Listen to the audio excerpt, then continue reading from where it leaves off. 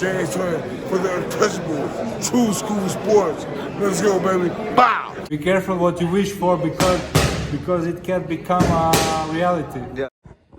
The untouchable True School Sports Empire. And y'all know the rest, man. Now listen, I wanted to come check in right quick and just do a video that I feel I need to make because I saw this on Twitter and as you guys saw in the beginning of this video, this was a picture from Stephen Fulton, and basically it was a picture of a scale, and the scale read, and I guess he had stood on the scale and wanted to let everybody know what his weight was right now. The scale read 164 pounds. So what is the significance of that number? You know, so first and foremost, Stephen Fulton right now as we speak, he actively campaigns as a featherweight, 126 pounds. 164 pounds is almost 40 pounds away from his actual, weight class weight, meaning that he would have to cut damn near 40 pounds to make weight. So listen, I've been a little critical on some of my lives recently because I really do want Stephen Fulton and Angelo Leo to have their unification rematch. But look, I don't know why he's that heavy. I don't know if he got the NOA payday and he's just been enjoying the fruits of his labor. But as much as I want that rematch, I already know just by looking at that scale that unless he's trolling, unless he got somebody else to stand on it and took a picture of it, if that's his actual weight right now outside the ring, he's not going to be a featherweight much longer. So, and truth be told, if I'm being honest with you guys, I mean, what? If he goes to 130, because the talk has been recently, he's going to go to 130 and fight O'Shaquie Foster for the WBC title. That's still a 34-pound weight cut, And for those who don't know about, because there could be, sometimes I think boxing fans can get it confused between a fighter's like fight night weight and the walk around weight. Now, oftentimes a fighter's fight night weight is not their actual walk around weight. Generally speaking, to make a healthy weight cut, you always want to be somewhere between, I think ideally 10 to 12 pounds. When you're not, getting ready for a fight, you want to be out of camp. You want to be within 10 to 12 pounds of your fighting weight. So if you're 126, you want to be somewhere around, 136, 140 max, somewhere around there. You do that, you can make a healthy weight cut to featherweight, if you know what you're doing. Anything above that as a featherweight, you're not really going to be making healthy weight cuts, and you're going to be really rolling the dice as far as your performance at the weight class and optimizing your physical condition at the weight class. So I say that to say that I'm really intrigued to see what Fulton's going to do, because, I mean, what this indicates to me, and listen, I don't know, I mean, I've seen him, I like Stephen Fulton, I respect him. I respect him more than most fighters in boxing because he's a true warrior of the sport. But like, I don't know what his lifestyle is, where his mind is at, or anything like that. But all I can say is, if he's 164 pounds and he's not in camp, what that indicates to me is that he is enjoying the fruits of his labor. Of a tough career, of fighting all these undefeated guys, and the NOA money I'm sure was exceptional. And he did have a layoff after the NOA fight. We didn't see him for a while, so.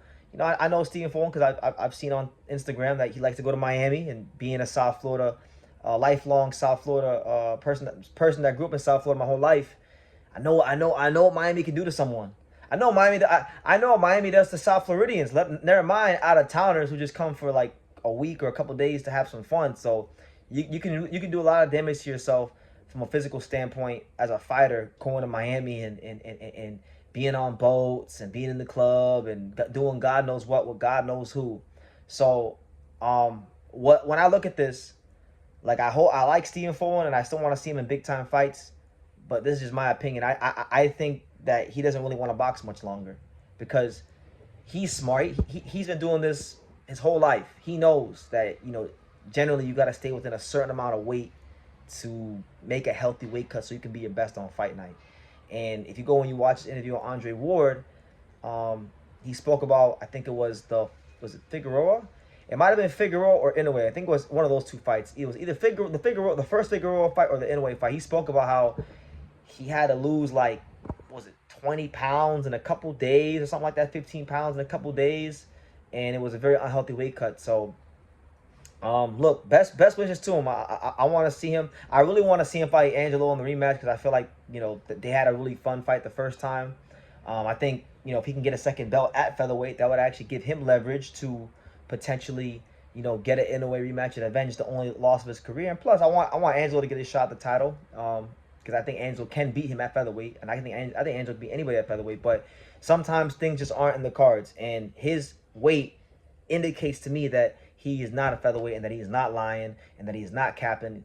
And as much as I want to sit here and say, you know what, Stephen Fulton, he's ducking, you know, Angelo or certain guys at featherweight. 164 is coming down from 164 to featherweight. It's rolling the dice, and I don't wish bad on no fighters. I don't wish bad on them, and I don't want a Stephen Fulton to be at featherweight against anybody who's not his best. So he's got to go to 130, and that could be a slightly healthier weight cut for him. Then good for him. Good for him, and I hope that you know, he goes and he fights with Shockey Foster. I'll be rooting for him. I like him. I love Stephen Fulton. If he fights with Shockey Foster, I would love to see that fight, and I think he can beat O'Shaquie Foster. I think he's got more tools in his toolbox, and he's got everything it takes to become a 3-division champion. But yeah, I think he's actually not lying. He's not capping. His days at featherweight are pretty much over, and they barely just begun.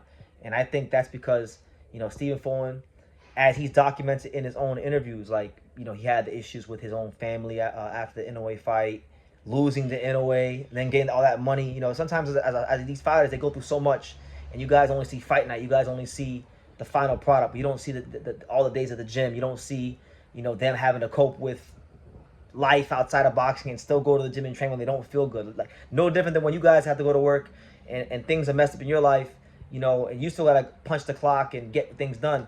Same thing for them. And you know, that takes a toll. And sometimes they're just like us. They want to decompress. They want to enjoy life. And I feel like that's what he's been doing. Probably a little too much, because 164 is way too high for a guy that's competing at featherweight, when you're, you know, to be walking around that, you know. So it's a sharp weight cut. You know, even going to 130, still a sharp weight cut, but it might be a little better up for him. So, you know, only he knows how his body feels. And who am I, a little old BT with the YouTube channel, to tell, you know, a great fighter like Stephen Fulton what he should or shouldn't do.